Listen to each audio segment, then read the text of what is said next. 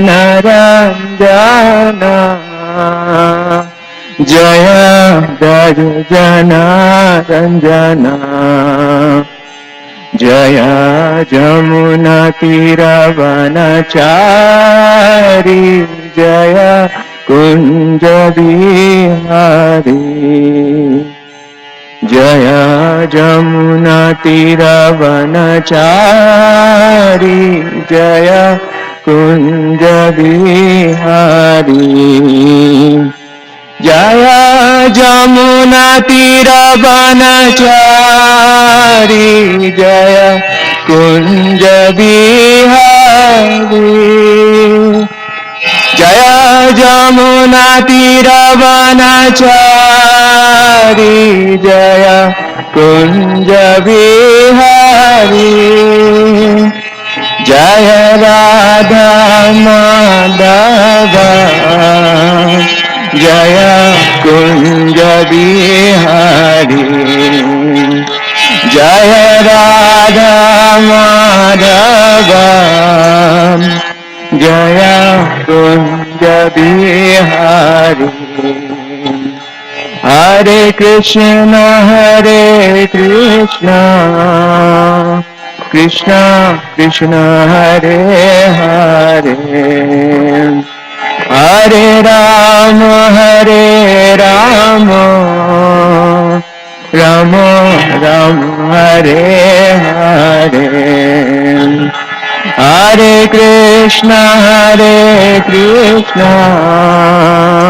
कृष्ण कृष्ण हरे हरे हरे राम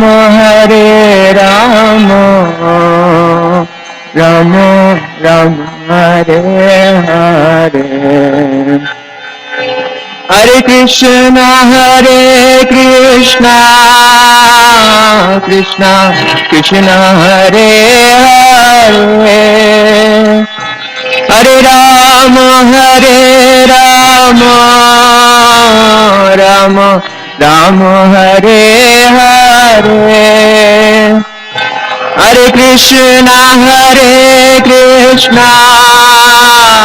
कृष्ण कृष्ण हरे हरे हरे राम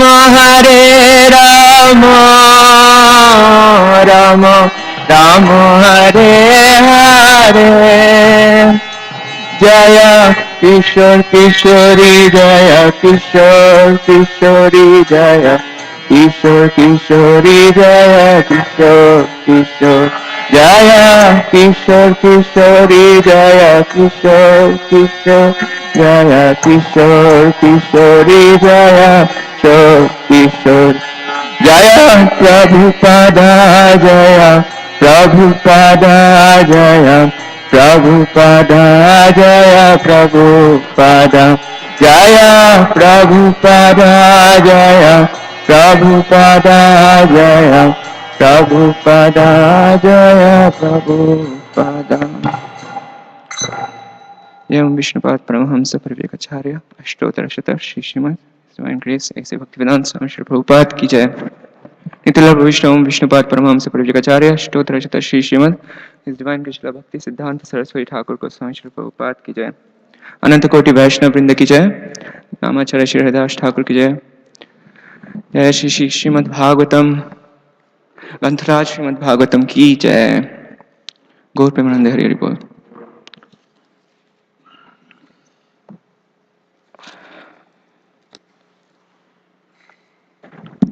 ओम नमो भगवते वासुदेवाय।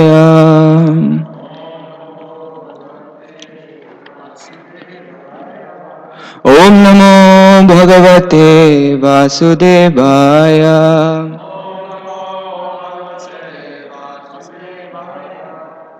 ओम नमो भगवते वासुदेवाय।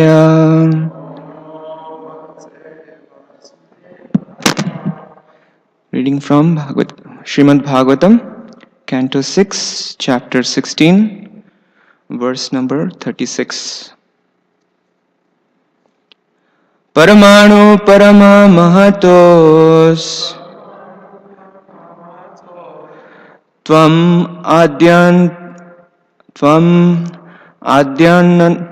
adyantarantara vartitraya vidhuraha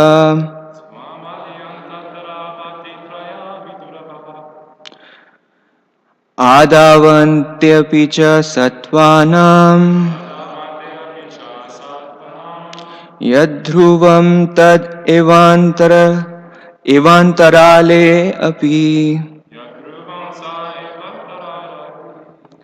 Paramanu paramamahatos Tvam adyantantara vartitraya vidhuraha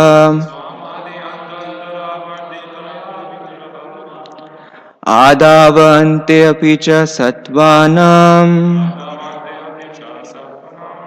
Yadhruvam tad evantarale api Paramanu paramamahatos Tvam adyantantra vartitraya viduraha Adava ante api cha sattvanam Yadhruvam tad evantarale api. Yeah, please chant.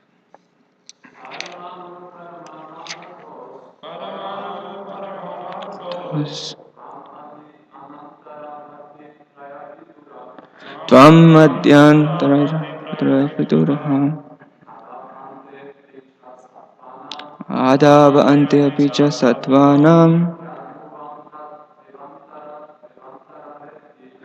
Yadhruvam tadevantarale api Paramanu paramamahatos Tvamadiyantantra vartitraya viduraha Adavante api cha sattvanam Yadhruvam tadevantarale api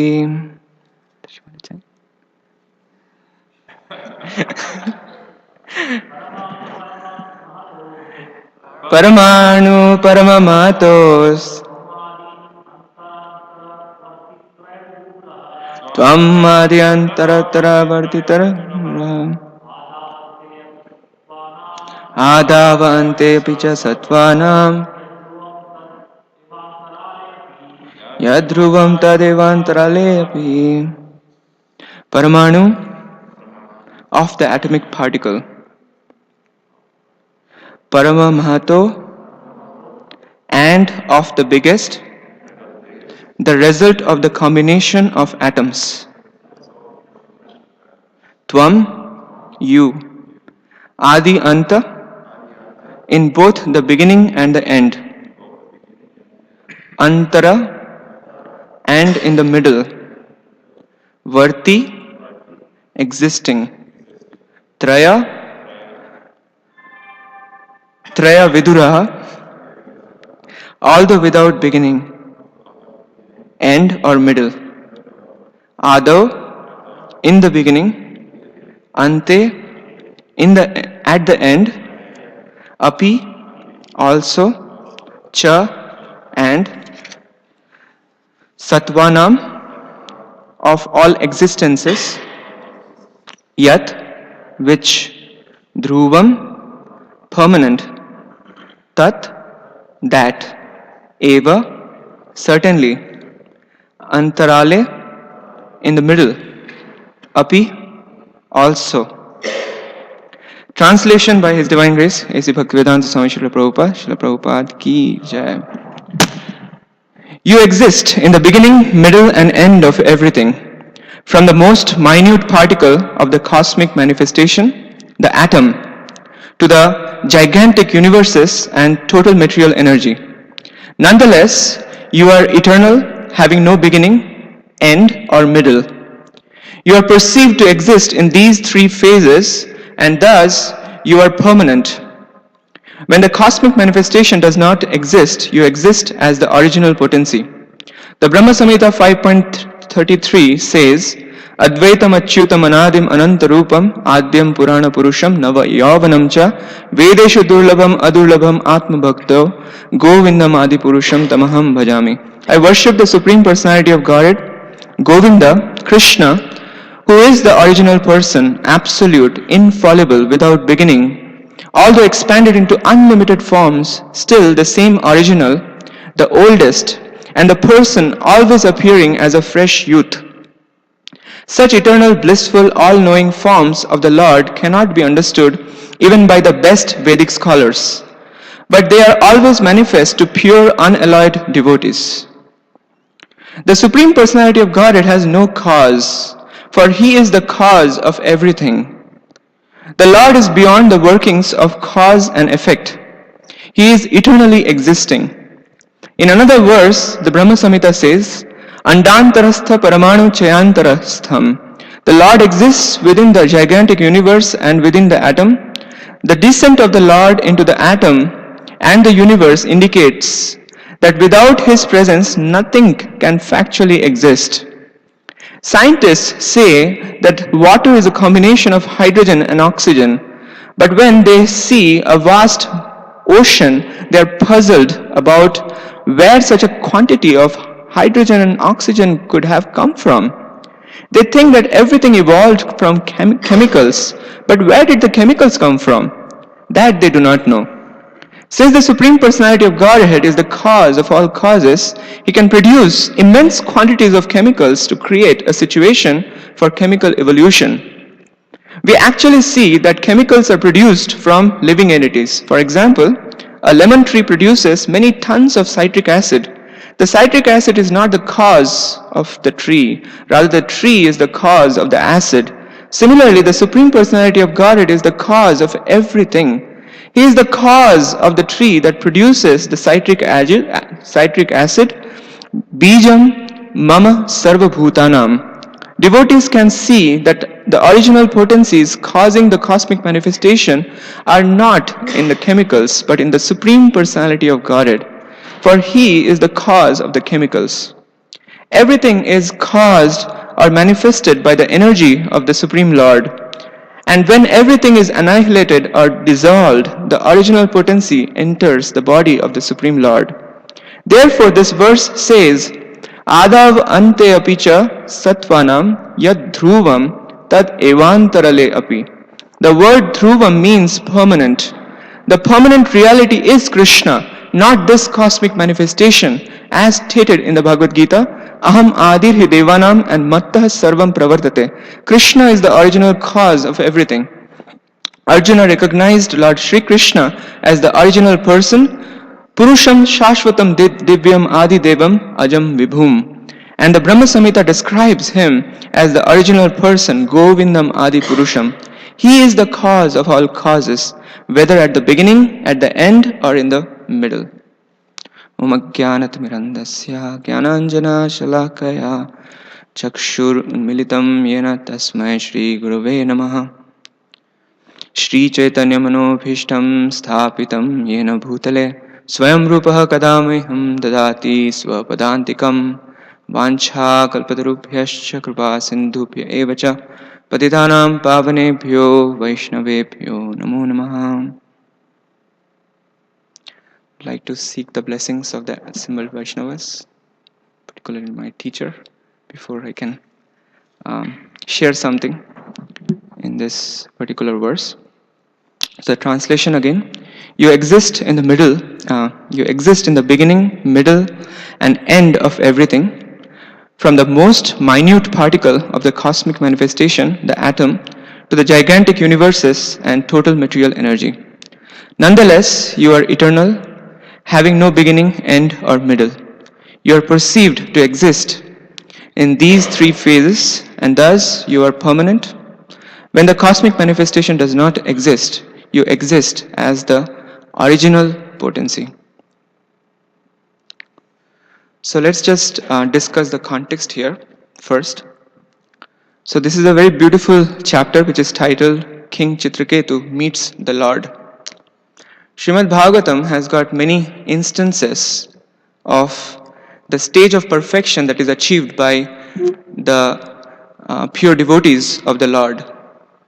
And we find that in all these different descriptions, the final result is that they are getting to see the Supreme Lord face to face, or they are getting the mercy that is coming forth from the lotus feet of the Supreme Personality of Godhead. We never find any description where we find a soul is merging into the existence of the Supreme Lord. So this is something which we can observe, that in every single description we find that the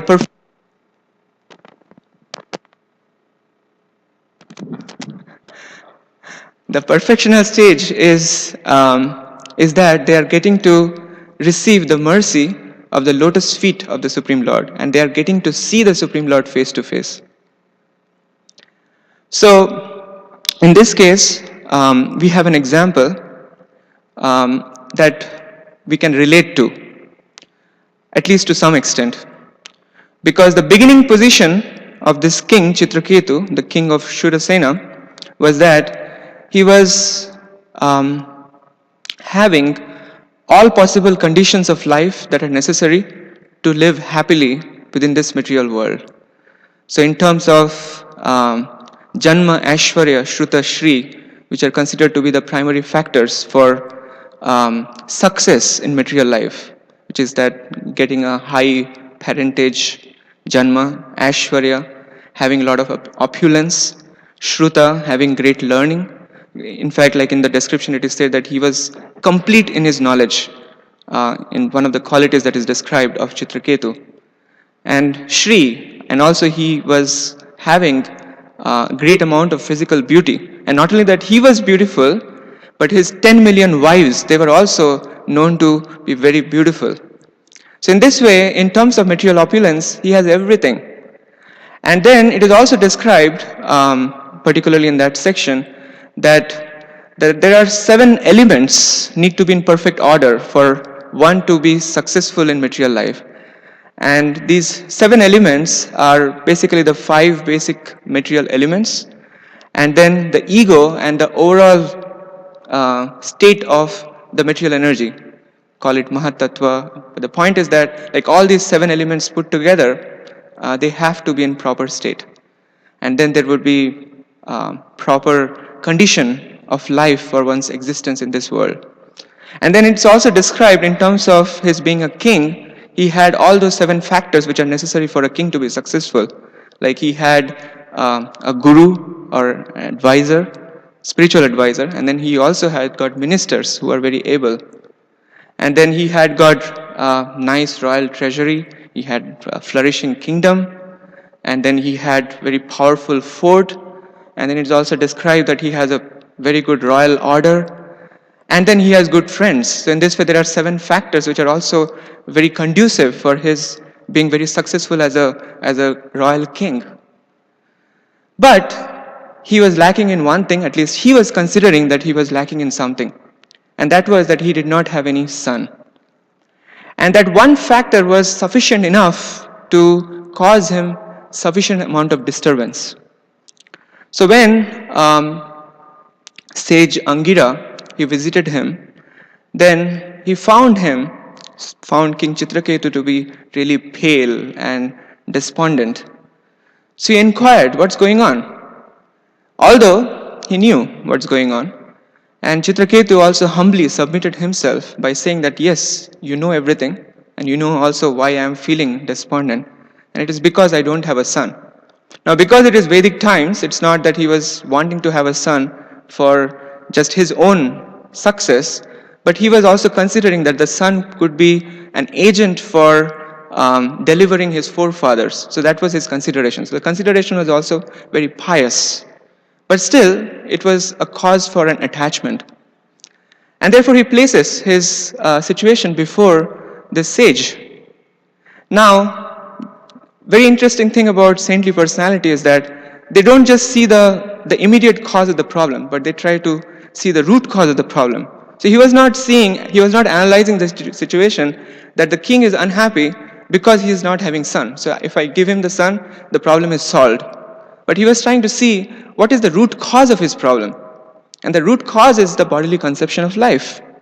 He was having a strong attachment of something that he considered as object of his sense gratification, something that he can derive pleasure out of.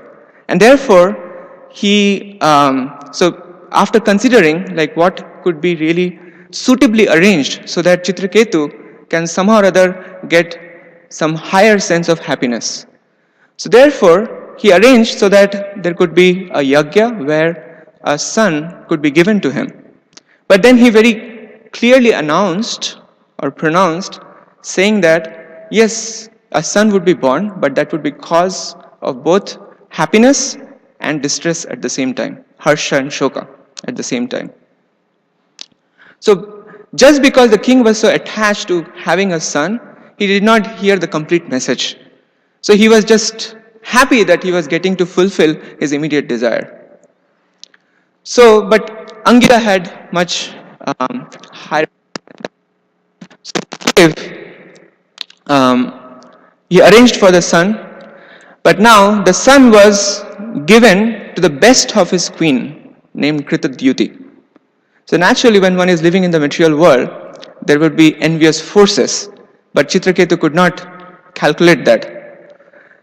So, although everyone, particularly King Chitraketu and Kritadyuti, became very happy after getting the son, but then the other co-wives of Chitraketu, they were hatching a plan to get rid of this son because they cannot tolerate the happiness of this particular wife.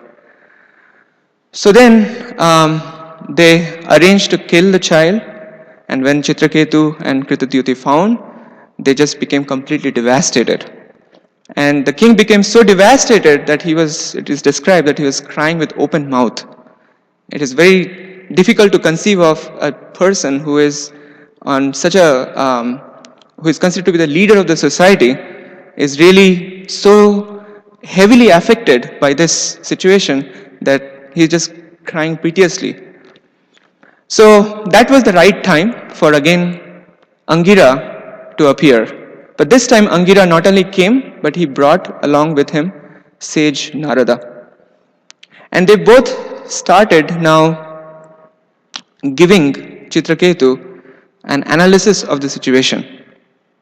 And particularly, Angira said that tasmat swasthena manasa vishram vimrishya atmanam atmanogatihi, that with a very healthy mind, swasthena manasa, consider with a healthy mind, what is the ultimate destination of the spirit soul? Gatim atmanaha. Dvaite dhruvartham vishrambham tyaja upashamam avisha.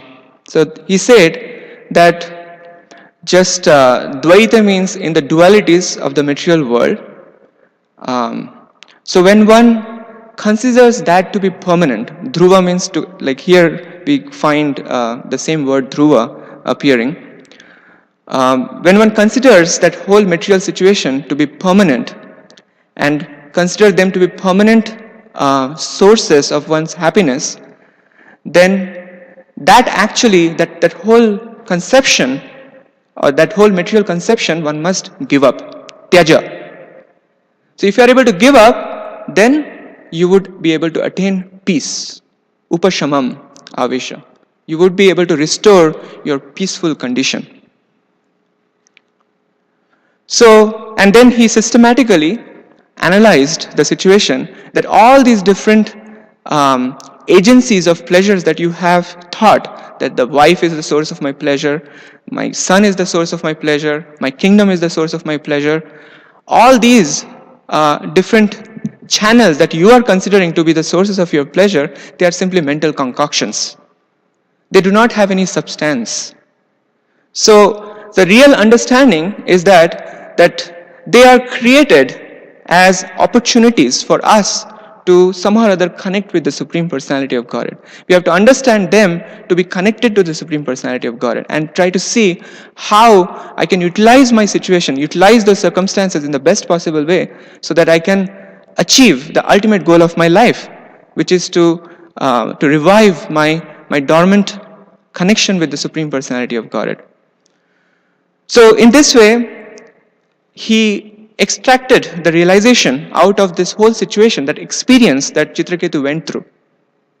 But then, to make that experience even stronger, what Narad Muni did, he got the dead son back momentarily and empowered that person to speak. And he empowered that person to speak something which Chitraketu can immediately relate to. So then Narad Muni pointed to this revived son that here, recognize your father and mother. But then the son points out, father and mother? Which particular father and mother? Because the soul is going through a journey through so many lifetimes and embracing so many personalities as fathers and mothers. So what is so special about this particular father and mother? And then he gives two analogies to drive home the point. It's just like a commodity which is getting sold in different marketplaces, which is getting shifted from one hand to another, from one proprietor to another. Or it is just like an animal which is just moving from one position of proprietorship to another position of proprietorship. Pointing out that the problem is with the proprietorship or the false sense of proprietorship, that I am the owner of whatever I have got. So after experientially driving this message to Chitraketu, then when Chitraketu had developed sufficient amount of renunciation, then Narad Muni gave him the mantra. It's called Mahavidya, just like we have Maha Mantra, so that mantra is called Mahavidya. So when that mantra was given, and also he defined exactly how he's supposed to chant that mantra. So Chitraketu took that very seriously to his heart. And Narad Muni not only gave him the mantra, he also said what's going to happen after he chants. So this is the beauty of those who gives us a process. They not only give us the process, but they also tell what is going to happen when you have gone through that whole procedure. So he said that at the end of 7 nights, you would have the direct audience of the Supreme Lord. You will get to see Anantashesha, you will get to see Sankarshana at the perfectional stage. So Chitraketu, he took that to his heart, and it is described how he was practicing Yatha Narad Bhashitaha Abhaksham Susamahitaha. That he was fasting completely, only taking like apa. It is derived from apa means water. So it's abhaksha, only taking water. Abhaksha Susamahita, with great care and attention, is described. That's how he was chanting the mantra that was given by Narad Muni, and putting full faith in Narada's order. And because of that, at the end of his practice, he got to see the Supreme Personality of Godhead face to face. And when he got the darshan of the Lord, it is described that all the contaminations were completely removed. All the residual contamination from his heart were completely gone. And when he was facing the Lord, he was dumbfounded. Not a single word was coming out of his mouth. And his eyes were just filled with tears. And then in that state, he is offering the prayers. And this comes as the third prayer in the series, where he's praying to the Lord that Paramanu Parama Mahatos Tvam Adya Adi Anta Antaravarti. So Adi means beginning, Anta means end, and Antara means middle. So Tvam Adi Anta Antara Varti Traya Viduraha. So although the Traya Vidura means like although you yourself are completely beyond the beginning, end and middle of this universe, although you yourself are completely beyond the influences of time, You are completely beyond the influences of the modes of material nature, but you still are existing as the primeval factor behind the beginning, end, and the middle part of the cosmic manifestation. That's what he is trying to express. So you exist in the beginning, middle, and end of everything, and that pervades all space and all time. In other words, the Lord is diffused within His creation, both spatially and temporally. So both spatially and temporally He is diffused. Now it may seem that because He is diffused, so now the Lord would have lost His identity. So therefore it is also important to understand from the Achintya Bheda Veda Tattva that although the Lord and the potency seem to have completely united, but yet the Lord maintains His separate existence. So you exist in the beginning, middle, and end of everything, from the most minute particle of the cosmic manifestation, the atom, to the gigantic universes and the total material energy. Nonetheless, you are eternal, having no beginning, end, or middle. So you yourself do not have a beginning or an end. So in other words, the Lord is both Adi and Anadi. Adi means one who is the cause of everything. And Anadi means one who himself doesn't have any cause. And therefore Prabhupada quotes this, Advaitam Achyutam Anadim Anantarupam Adyam Purana Purusham Nava Yavanam Cha. So in this verse, it is very clearly expressed that although the Lord is one without a second, Advaitam, Achyutam, the infallible Lord, Anadim Anantarupam, and the Lord has got innumerable number of forms, and Anadim, He Himself is Anadi. He doesn't have any cause other than Himself. And at the same time, Adyam, and He is the cause of everything that exists. Everything emanates from Him. And Prabhupada therefore quotes that Aham Sarvasya Prabhava Mattah Sarvam Pravartate. So Adyam Purana Purusham Nava Yavanam Cha. And He is also at the same time, He is Purusha. What kind of Purusha? He is the youthful Nava Yavanam Cha. Vedeshu Durlabham Adurlabham Atma Bhakta. Now when we hear these kind of descriptions which seem contradictory, it is very difficult to comprehend with our senses. It is very difficult for us to put them in the context of all our experience that we have within this material world. So therefore, Jiva Goswami says that in order to understand, in order to access the knowledge about the absolute truth, we need to have two things. We need to be faithful, we need to be thoughtful. So we need to be thoughtful, we need to be faithfully thoughtful. In other words, we have to somehow or other get access to this knowledge by the mercy of the Supreme Lord, which is coming through the mercy of His loving representatives. So Vedeshu Durlabham Adurlabham Atma Bhakta. So therefore, even after one is studying the Vedas very scrutinizingly, one would not be able to access this. It's only possible to access Adurlabham Atma Bhakta, only when one becomes a devotee of the Supreme Lord. So in this context, the description that is given in the 10th canto of Damodar Lila, that's very pertinent to discuss.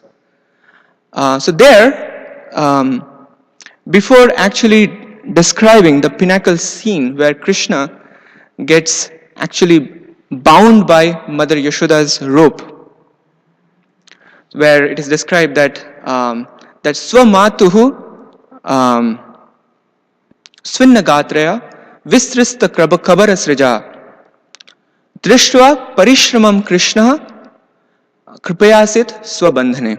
So that is the pinnacle point where Krishna is getting bound by Mother Yashoda's love. So it is described that how he is getting bound by Mother Yashoda's love. He is getting bound in this way that Swamatuhu. So first, Mother Yashoda is considered by Krishna to be his own mother. So in other words, Krishna is considering her to be his own. So he is relating her to himself. So Swamatuhu Swinnagatraya. And what is the situation there? Svinna Gatra means her whole Gatra or her whole body is just filled with perspiration because she had been running after Krishna to catch Krishna. Like it is described, the whole hair was completely disheveled. The flowers that were decorating her hair were like fallen all over the place. Sunna Gatraya. So she was really tired trying to get hold of Krishna, trying to catch Krishna. So Sunna Gatraya, Vistrista Kabarasrija. The flowers are all over the place. And what Krishna did? Krishna saw. So Drishtva Parishramam. So Krishna saw the endeavor or the effort on the part of Mother Yashoda. Drishtva Parishramam Krishna.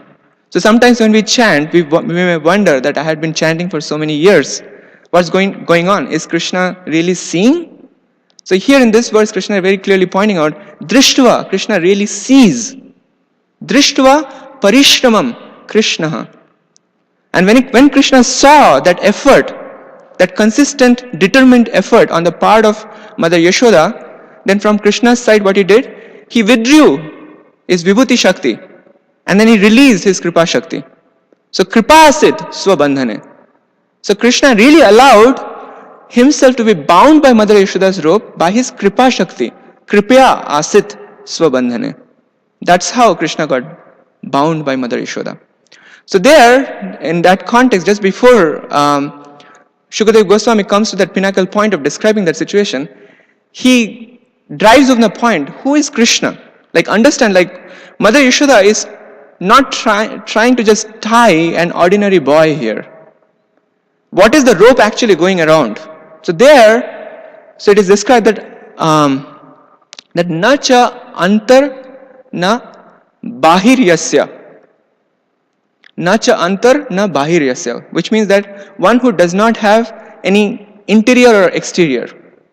It's not that when we see that, okay, Krishna has entered into every segment of his cosmic manifestation. That doesn't mean that he doesn't have now an exterior existence. That once he enters into something, he can simultaneously also exist exterior to that. Because Krishna himself doesn't have any interior or exterior. So, nacha antar na bahir yasya. And then na purvam na aparam. Na cha api aparam. So likewise, Krishna does not have any past, present or future.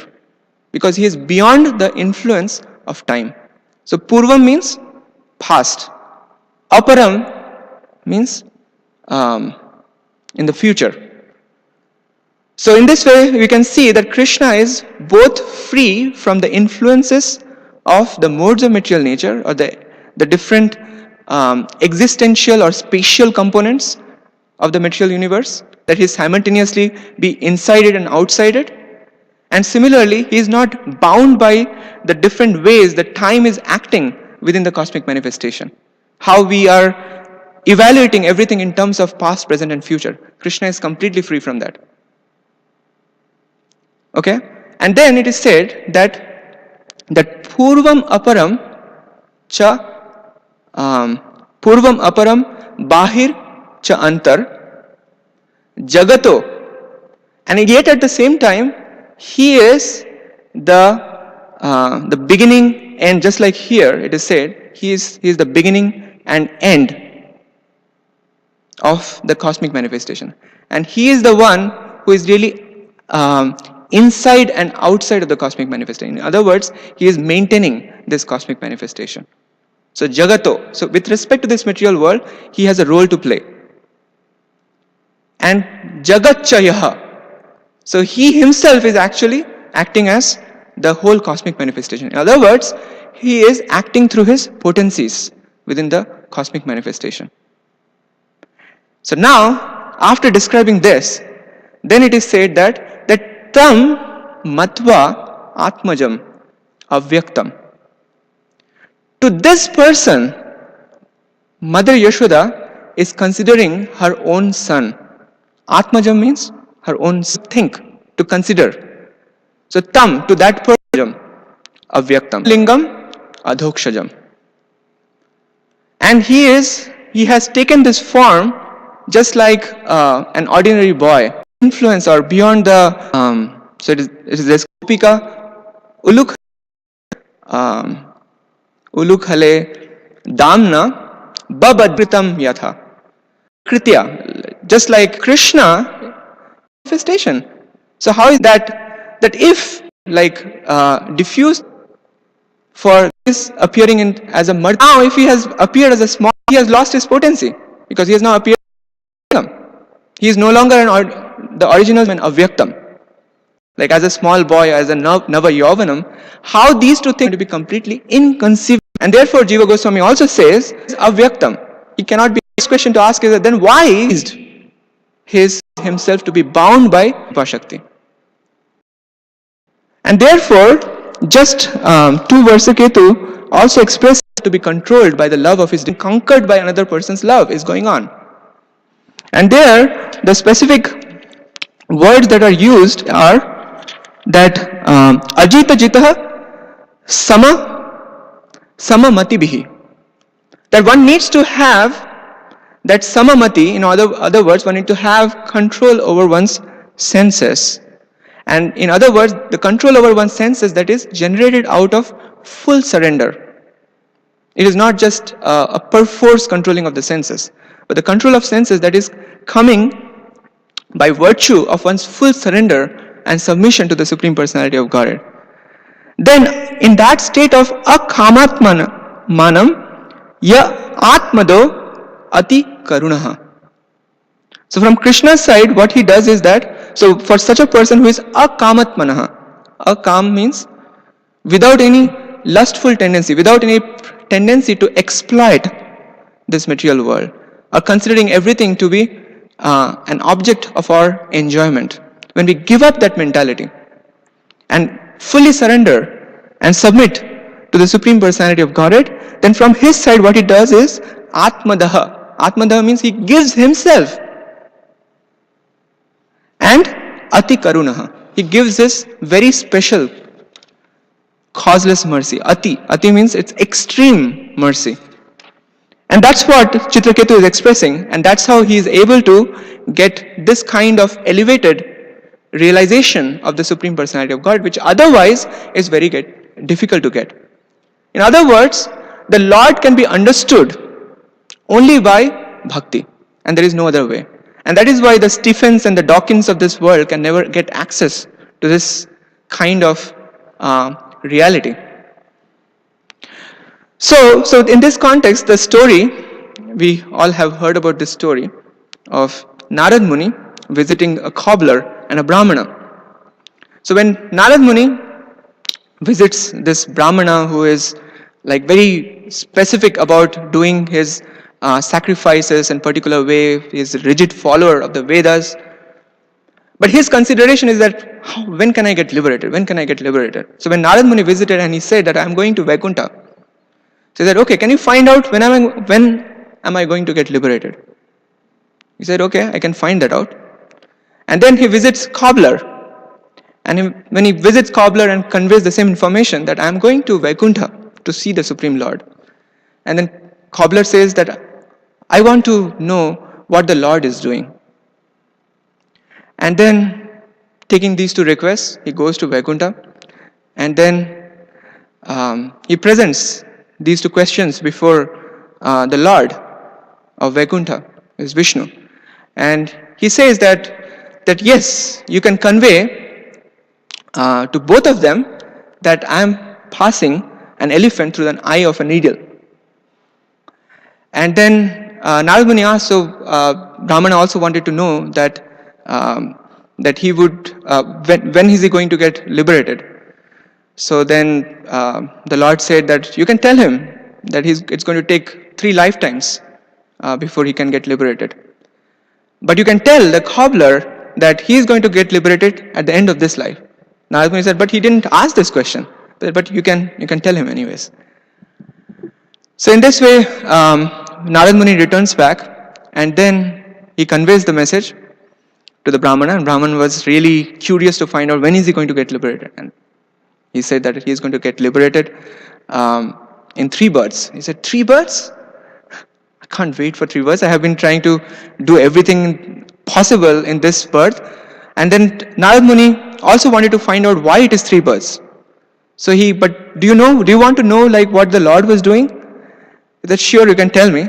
So he had no interest in finding out what the Lord is doing. He only wanted to find out when he's going to get liberated. So he said that actually the Lord was passing an elephant through an eye of a needle. He said, come on, don't joke with me. So Narad Muni could immediately relate to why the Lord said that it is going to take him 3 lifetimes, because he does not have really any faith in the Supreme Lord. But when he visited the cobbler, at that time, the cobbler just wanted to know what the Lord is doing, because the cobbler's whole attention is on the Supreme Lord, how I can assist the Lord. And therefore, from the devotee standpoint, their consideration is never like when I am going to get liberated. Their consideration is, what is my Lord doing and how can I be of some service to the Lord? So therefore he asked that, I want to know what my Lord is doing. He said that, okay, your Lord was passing an elephant through an eye of a needle. He said, wow, that's fantastic. So do you really believe? He said, sure. The same Lord has put the whole banyan tree into a seed. So if that whole gigantic banyan tree could be put into a seed, why is it so difficult to believe that he is just passing an elephant through an eye of a needle? Not a big deal for my Lord. And then he said that, by the way, my Lord said that you are going to come back to him at the end of this lifetime. So whatever my Lord does, that's fine. But he doesn't have any specific attention to that factor. All he cared about knowing was what my Lord is doing and how I can completely immerse myself in the thoughts of my Lord, thoughts of the activities of the Lord. So this is the qualification that actually allowed this cobbler, a very simple cobbler, to get this realization of the Lord, while at the same time this Brahmana who is trying to rigidly follow the Vedas, he was not able to get this simple fact. And not only that, the Lord, when he gives the realization, it is not just a blind faith. The cobbler was able to also substantiate his realization by giving the example of the banyan tree. So similarly here, Srila Prabhupada is giving the example of citric acid getting produced by the tree, by driving home the point that actually Krishna is behind everything. So no matter how much research we may conduct in trying to find the source of all this existence within the material elements, we wouldn't be successful. Now this lemon tree is a very interesting example, because if we dig up the earth, we would not find citric acid anywhere. Now tree is coming out of the earth. Where is the citric acid coming from? So therefore this analogy is extremely well chosen. So clearly it has to be something which is coming from Krishna as a special potency given to the tree. Because after all, by just physical and chemical analysis, we cannot find how is the citric acid coming from, what is the source of it? Because the earth did not generate that. So the point is that yes, we need to have multiple things. So one is that we need to have a natural renunciation or outlook of renunciation towards this material world, just like Chitraketu had. We need to have the faith in the mercy of the spiritual master and need to have that strong inclination to follow the words and the instructions of the spiritual master. That's what Chitraketu did. And that actually enabled him to come to this realization where he is realizing all these different important factors about the Lord, which is very difficult to even conceive of. So therefore it is said, Kamadinam Katina Katida Palita Durni Deshas. It has got the same kind of line, that's why I'm quoting here. Kamadina Katina Katida Palita Durni Deshas Tesham Jata Maina Karuna Natrapana Upashantihi Utsrijya Etam Atha Yadupate Sampratam Labdha Buddhis Tvam ayata sharanam abhayam mam nyungshva atmadasya. So here is a very beautiful verse which is describing like what is the state in which we can actually receive the mercy of the Lord. So it is said that kamadinam, like when we have given up our tendencies for exploitation, given up our tendencies for sense gratification, kam adi, kamadinam katina katida, like how many millions of different varieties of desires that actually torment us on a daily basis. In the case of Chitraketu, it is just one attachment. In our case, it is just like we are like jugglers who are just juggling with one attachment after another. In the case of Chitraketu, it's just one attachment. So what is the hope here? So kamadinam katina katitha palita, and we have submitted ourselves to the order carriers. We are carrying out the orders of all these different lustful tendencies that are there in our heart. We are just simply saying, yes sir, I'll obey you. Kamadinam katina katitha palita. Palita means we are simply obeying the command. Durnideshas. And these are all Durnideshas. Durnideshas means wrong guidance. Time actually putting us in wrong spots. So Durnideshas, Tesham Jata. And Jata, it has never done any, and from my side I do not have any shame. Shanti is also appearing with the Upashanti Avesha. That one full condition when one has carefully analyzed the situation, which is exhibiting in the form of all these up completely, Utste, myself to Yadupati.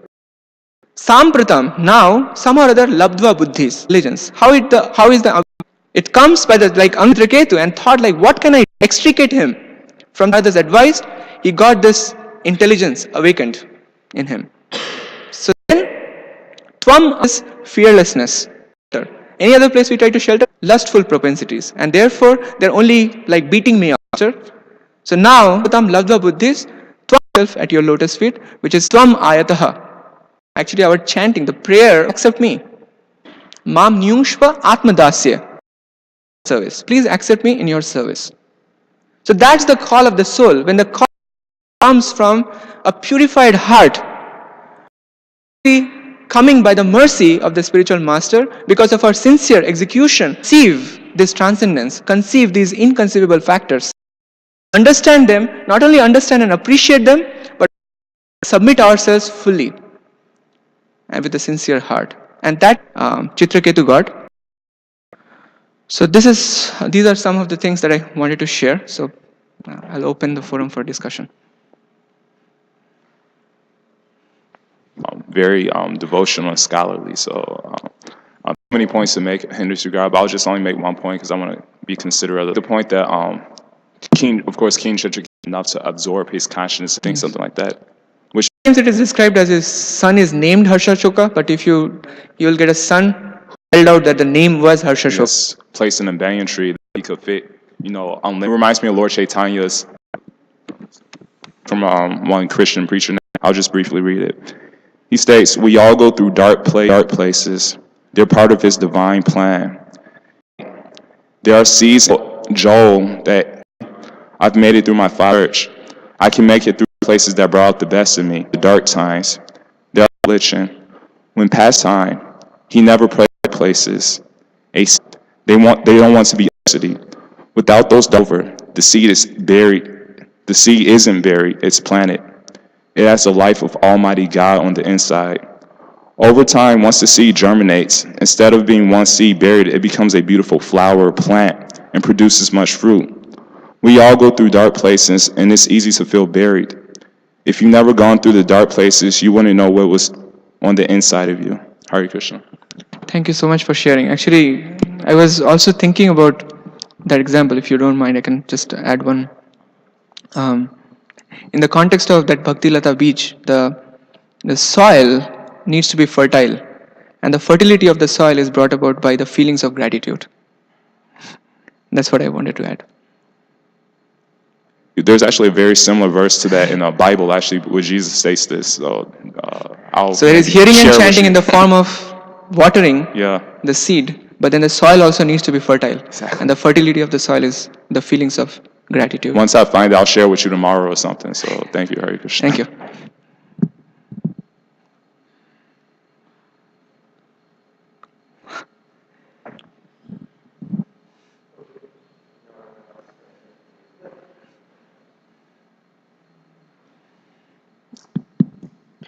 I want to thank you for coming and sharing your realizations with us. I was particularly very touched, very uplifting class, the way you described Krishna's pastimes. In that verse of Mother Yashoda that you were talking about, where she considers Atmaja. One interesting thing is in that verse, the word Martyalingam appears between Avyakta and Adokshaja.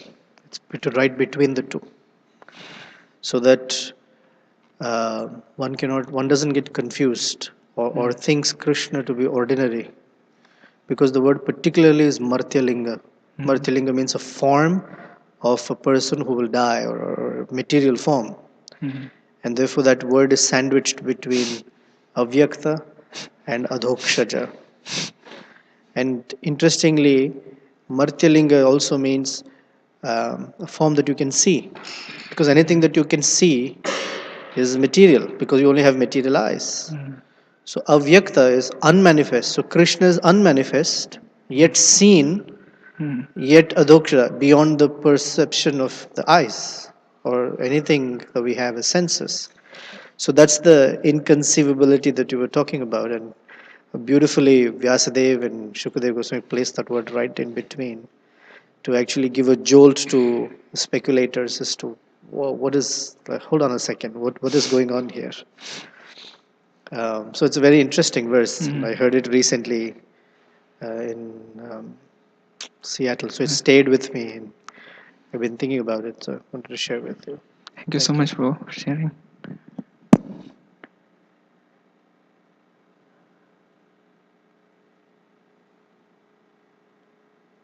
Okay, thank you all very much. Srila Prabhupada ki jai.